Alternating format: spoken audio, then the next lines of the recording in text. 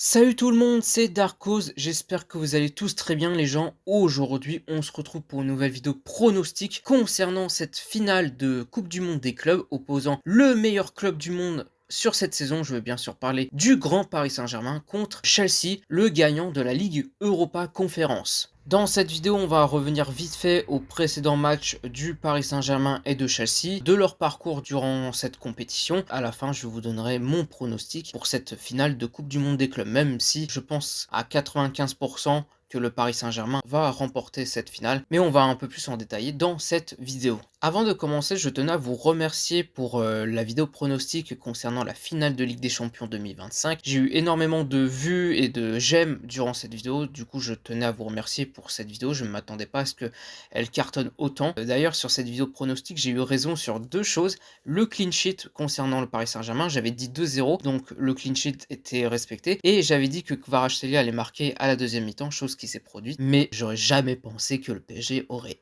écrasé l'Inter Milan, surtout que l'Inter Milan, ils ont fait quasiment jeu égal, voire été quand même un peu supérieur face au Barça.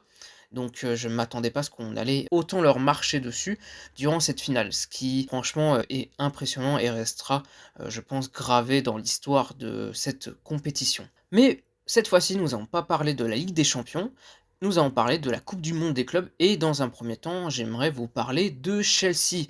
Chelsea qui, durant cette Coupe du Monde des clubs, on va pas se le cacher, ils ont eu un parcours vraiment très facile.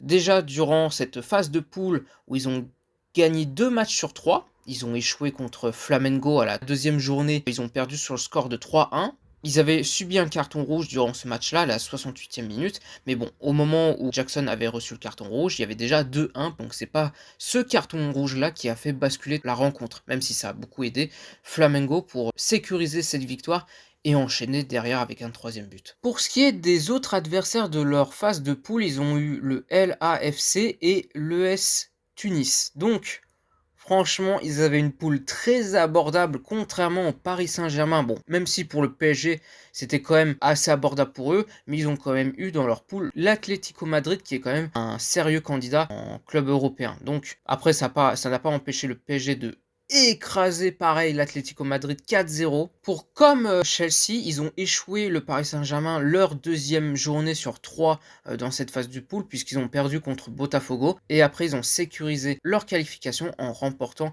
le match contre Seattle 2-0. Les deux clubs ont fait leur taf en poule, les deux clubs ont gagné le minimum de victoires pour s'assurer la qualification, ils en ont gagné 2 chacun.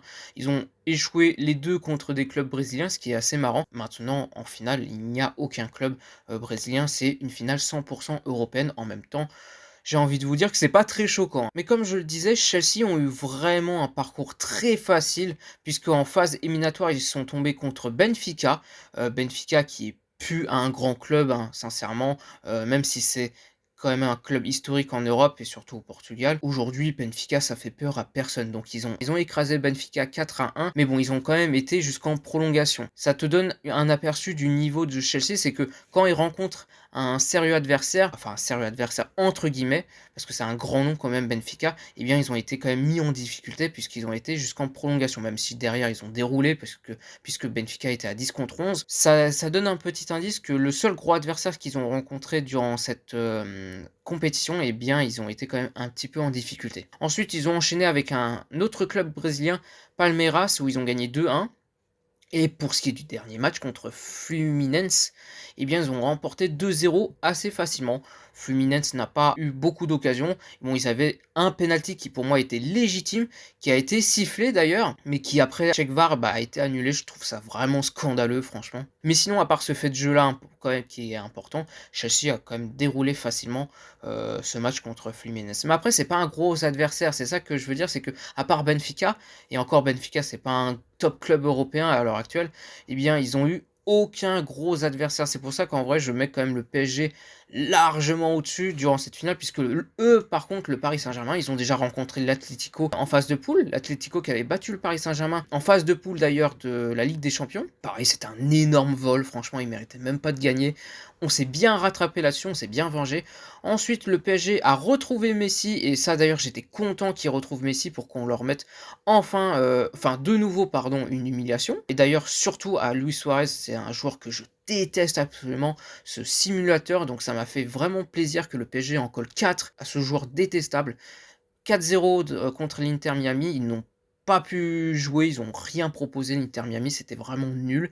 Ensuite, le plus gros match du Paris Saint-Germain pour l'instant, dans cette compétition, c'était contre le Bayern où ils ont été vraiment en difficulté contre le Bayern avant d'avoir les cartons rouges. Ça pareil, l'arbitre était vraiment scandaleux durant ce match parce que certes, il y avait carton rouge pour, Pacho, mais je suis désolé, il y avait absolument pas carton rouge sur Lucas Hernandez, c'était vraiment scandaleux. En plus, il y avait même pas de check VAR pour, dissuader l'arbitre de retirer le carton rouge. C'était tout simplement scandaleux, ce carton rouge. En plus, à la fin, il sifflait penalty et après là, par contre, il y avait la VAR, il l'a annulé à la toute fin. Mais franchement, l'arbitre était totalement contre nous, il distribuait aucun carton sur les nombreuses fautes qu'il y avait du Bayern et en plus des fautes, il y en avait des assez hardcore. J'ai trouvé l'arbitre catastrophique. Il voulait vraiment qu'on sorte de ces compétitions, mais malgré ça, à 9 contre 11, le Paris Saint-Germain a tenu et a mérité tout simplement cette qualification contre ce grand Bayern. Franchement, même à 9 contre 11, on a réussi à marquer, c'est un délire. À 9 contre 11, on part en contre-attaque et on met le deuxième but qui est synonyme bah, de qualification, donc c'est incroyable franchement ce club, je pensais pas voir ça un jour. Franchement, je remercie Luis Enrique d'être venu au PSG alors que j'y croyais pas du tout. J'avais fait notamment une vidéo sur Dortmund où j'avais complètement pété les plombs parce que franchement, je trouvais ça scandaleux qu'on se fasse sortir, contre Dortmund en demi-finale. On méritait largement de se qualifier en finale et il y avait la place, hein, mais on n'avait pas de chance. Et franchement, je remercie Luis Enrique d'être au Paris Saint-Germain. Il a totalement changé ce club, lui ainsi que Luis Campos. Franchement, les deux, ils font un très bon job. Et pour en revenir dans cette compétition, on a humilié le Real Madrid 4-0, pareil, synonyme de revanche. Il y avait la revanche contre l'Inter Miami de Messi et de Suarez, parce que Messi, il a fait un passage catastrophique. Pour moi, la pire star venue au club, ces 2 saisons étaient catastrophiques. Donc il y avait cette vengeance-là, et puis Luis Suarez qui avait simulé sur le penalty lors de la Voltada. Donc tellement content qu'on s'est vengé contre ces 2 salopards. Ensuite, contre le Bayern, bah, il y avait la revanche par rapport à 2020, tout simplement. La finale où le Bayern méritait quand même de gagner contre le Paris Saint-Germain. Et là, pareil, PSG Real, c'était synonyme de revanche par rapport à 2022 et le vol sur le fait qu'il n'y avait pas faute, soi-disant, il n'y avait pas faute sur Donnarumma, ce qui est un scandale d'ailleurs. Il y avait faute, il n'y avait même pas de check-up VAR. Par contre, sur les 3 buts hors jeu du PSG, il y avait check-up VAR. Enfin bref. Real Madrid, club corrompu, qu'on a humilié, éliminé 4-0. Ça fait plaisir, surtout que pareil, il y avait un traître, il y avait Mbappé. Donc, pour résumer, le Paris Saint-Germain a rencontré 3 gros clubs, l'Atlético de Madrid, le Bayern et le Real en demi-finale. Donc, il n'y a pas photo sur les 2 parcours. Le plus méritant, largement, c'est le Paris Saint-Germain. Et en plus de ça, ils ont gagné leurs 3 matchs contre l'Atlético, contre le Bayern et contre le Real Madrid avec la manière, avec le score 4-0, 2-0, 4-0, ça fait au total 10-0. Ils ont pris aucun but sur les 3 matchs contre les 3 plus gros clubs qu'ils ont pu affronter durant cette compétition. Quelle équipe, franchement quelle équipe, et c'est pour ça que je vois le Paris Saint-Germain remporter cette finale de Coupe du Monde des clubs. Cette première édition, ce qui en fera à jamais les premiers. Historiquement, ça pourrait être un symbole vraiment magnifique. Les gagnants de la Champions League qui gagnent la Coupe du Monde des clubs, surtout que c'est pas prêt de se voir l'année prochaine, puisque la Coupe du Monde des clubs de la FIFA, c'est tous les 4 ans. Donc c'est pour ça que j'espère qu'on va gagner contre Chelsea pour rentrer dans l'histoire de à jamais les véritables premiers à gagner cette compétition-là. Moi, je trouve que c'est une compétition quand même qui est pas mal, puisque ça te permet de jouer contre bah, des clubs que tu n'as pas l'habitude de jouer, des clubs brésiliens, des clubs américains, des clubs asiates, des clubs africains. Donc ça amène quelque chose d'inédit. D'ailleurs, surtout que les Brésiliens, au tout début, avaient créé la sensation en battant bah, beaucoup de clubs européens. Bon, après, ça s'est très vite calmé. Mais quand même, cette compétition, pour moi, a un grand intérêt.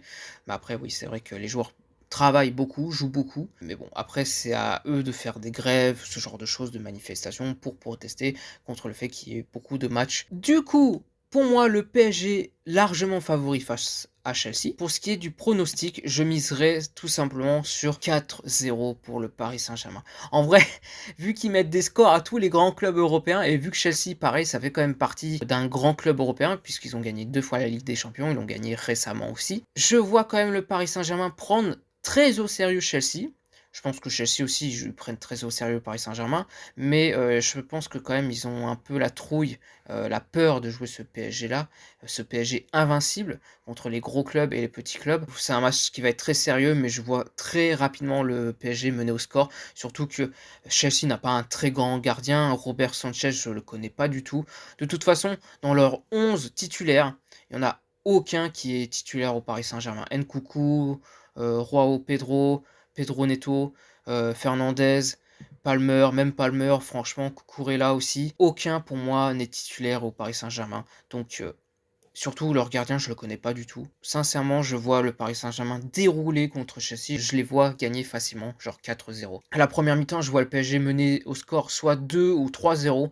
Et après, à la deuxième mi-temps, bah, comme ce qu'ils ont fait contre le Real Madrid, c'est-à-dire stabiliser et calmer le jeu avec cette phase de possession. Après, je sais pas franchement si Chelsea, c'est une très forte équipe en termes de pressing, parce que j'ai juste vu leur match contre Fluminense, c'était pas non plus ouf. En vrai, c'est une très bonne équipe en contre, justement, Chelsea aussi. Quand je dis 4-0, en vrai, maintenant, c'est c'est le minimum, hein. Ils ont bien mis 4-0 de Madrid, ils ont mis 5-0 contre l'Inter en finale de Ligue des Champions. Franchement, je réalise toujours pas, en fait. Je réalise toujours pas. Donc, 4-0, voilà, c'est pas déconnant. Surtout que moi, j'avais dit d'ailleurs qu'ils allaient mettre 4-1 au Real Madrid parce que je pensais forcément que Mbappé allait marquer, mais bon, il était totalement inexistant. 4-0 pour moi pour Paris. Après, pour ce qui est des buteurs, sincèrement, ce qui est bien avec cette équipe, et de toute façon, on l'a vu contre le Real Madrid aussi, c'est que tout le monde peut marquer. Fabien Ruiz qui met un doublé, Neves aussi qui met un doublé contre l'Inter Miami. Donc tout le monde peut marquer, même Donnarumma. Bon, peut-être pas. Mais je vois bien quand même Dembélé marquer ou faire au moins un minimum peut-être 2 passes décisives, histoire de conclure et de terminer à 100 le débat du Ballon d'Or, même si pour moi il est terminé depuis la finale de Ligue des Champions. Il y a quand même des Barcelonais qui disaient que Dembélé a fait une mauvaise finale. Enfin bref, eux c'est vraiment les footix ultimes. Je verrais bien un but ou beaucoup de passes D de Dembélé. Kvaratskhelia, je vois quand même, même s'il a une finition pas terrible, quand j'ai vu son match contre Madrid, le Real Madrid, je vois quand même Kvaratskhelia marquer. Doué, je le vois marquer aussi. Lui, Doué, pareil, il est présent dans les gros matchs, donc je vois Doué, Dembélé, Kvaratskhelia marquer. Et après, pour ce qui est potentiellement du quatrième but, hem, je verrais Vitinha marquer, tout simplement. Je vois bien un penalty. Je vois bien un penalty, Vitinha qui le transforme. Ce sera pour moi mes 4 buteurs, Vitinha, Dembélé, Doué et Kvaratskhelia. Je pense que ce sera surtout l'attaque, même si les latéraux aussi peuvent, faire, la diff et marquer aussi. Je vois quand même notre trio offensif être très offensif et très efficace, durant cette finale, parce qu'ils ont la dalle en vrai. Nos joueurs, ils ont vraiment la dalle et ils veulent marquer l'histoire à tout jamais.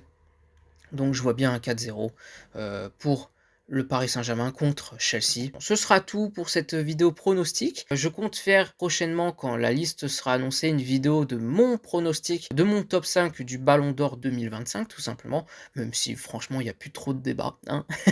Ce sera forcément un joueur du PSG à 100%, ça c'est sûr. Je compte faire une vidéo fin de saison pour le Paris Saint-Germain, de les remercier. Voilà. On va conclure cette vidéo pronostic de cette finale Chelsea-PSG. J'espère que cette vidéo vous aura plu. N'hésitez pas à me dire dans l'espace commentaire de cette vidéo votre pronostic et vos buteurs durant cette finale de Coupe du Monde des clubs. Ce que tu en as pensé de cette première édition de cette nouvelle compétition. Moi, personnellement, j'ai beaucoup aimé. Très beau match. Franchement, des très beaux matchs. Surtout celui du Bayern. Franchement, j'en pouvais plus. C'était assez ouf. Tout simplement, n'hésite pas à tout me dire dans l'espace commentaire de cette vidéo. N'hésite pas à liker la vidéo. N'hésitez pas à vous abonner à ma chaîne YouTube pour ne rater aucune de mes prochaines vidéos. Merci Paris. Bonne finale à tous. C'était Darkoz. Peace.